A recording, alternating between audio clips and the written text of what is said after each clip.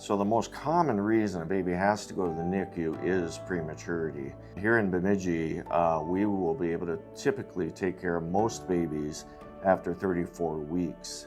If they're before 34 weeks, it's a high likelihood that that baby will need a NICU experience.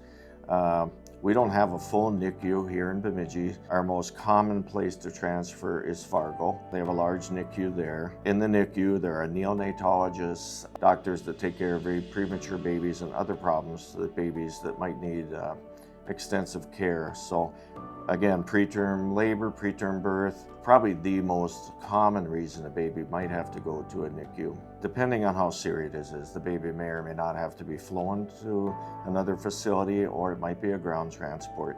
Typically, the parents aren't able to go with the baby. If the mom has given birth here, it's just not safe to travel immediately. So a lot of times a different family member will go to the facility that the baby's being transferred to be with the baby, make any decisions that need to be made, that kind of thing.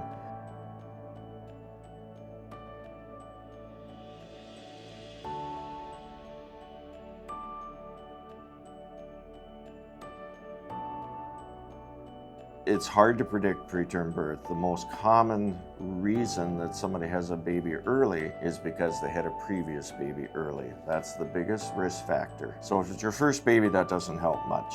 There are other things you can do to help prevent preterm birth, such as if you're a smoker, cut down. If you're using substances, stop those. Try to eat a healthy diet. Don't get overweight or underweight. Exercise is fine. Intercourse is fine during pregnancy.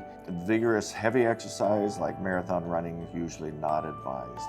So those are things you can do to try to prevent this. If your baby does have to go to the NICU, the one I'm most familiar with is Fargo. They have an excellent facility there. They have rooms where families can stay. You're allowed to breastfeed while the baby's in the NICU. They keep you very well informed. There's places to stay that they will provide for you. So you don't have to do a lot to prepare for it.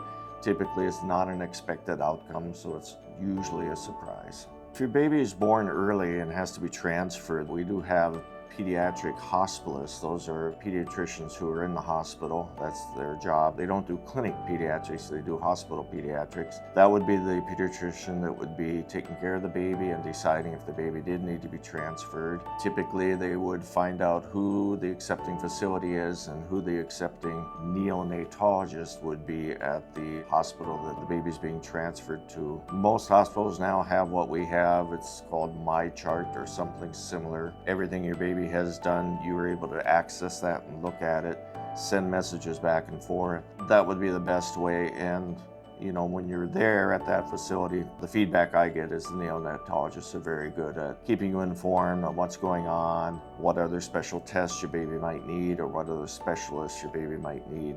So I think just being there and interacting with the healthcare team is probably the most important thing.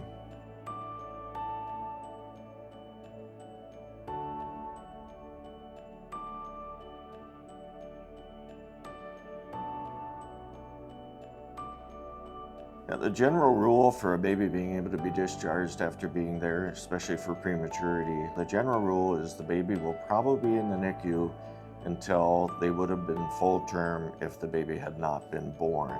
So if your baby's born at 32 weeks, we consider full term 37. You can expect a month or more of the baby being in the NICU. That's very general. Some babies do a lot better than expected and go home sooner. Some babies have problems and issues and have to stay longer. So once you get close to discharge, the care team will keep you informed and tell you what type of follow-up you'll need. As you get close to discharge, there'll be a lot of people involved. There'll be lactation consultants, social workers, neonatologists, nurses, a whole care team depending on what your baby needs.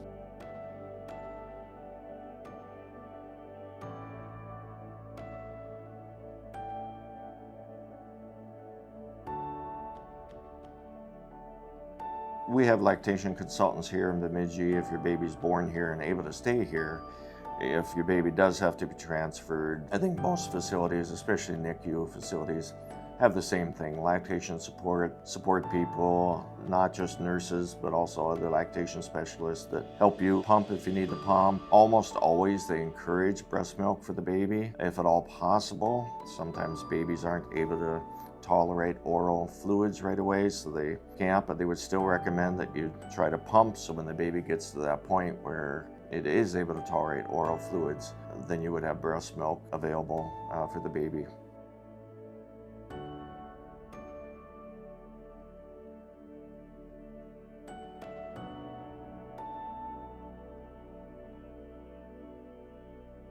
So here in Bemidji again, if your baby has to be in our kind of a step down in NICU, if your baby's here in Bemidji and the mom's delivered in, say it's a couple days after birth, the mom's ready to be discharged, we do have what we call border beds. Basically, mom can stay in the room, have easy access to the baby in the nursery, able to go back and forth, but is not a patient, so she's not getting nursing care. There's nobody coming in and checking vital signs, that type of thing. Mom and dad are free to come and go. They don't have to check out because they're not officially a patient anymore. That's available most of the time. It does depend on bed availability. So if the facility's full, that's not always an option, but it's one that's usually an option. And we do have cultural liaisons for different populations if that's something you would like or desire.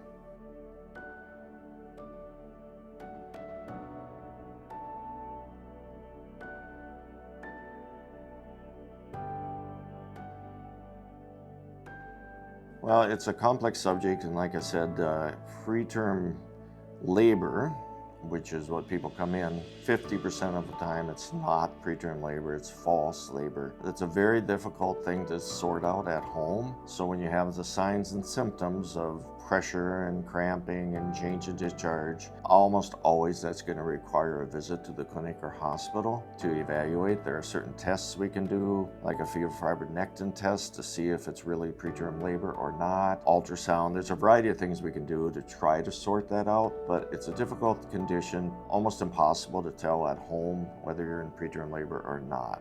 So again, the key is prevention. We're trying to keep the baby in as long as possible. The longer the better.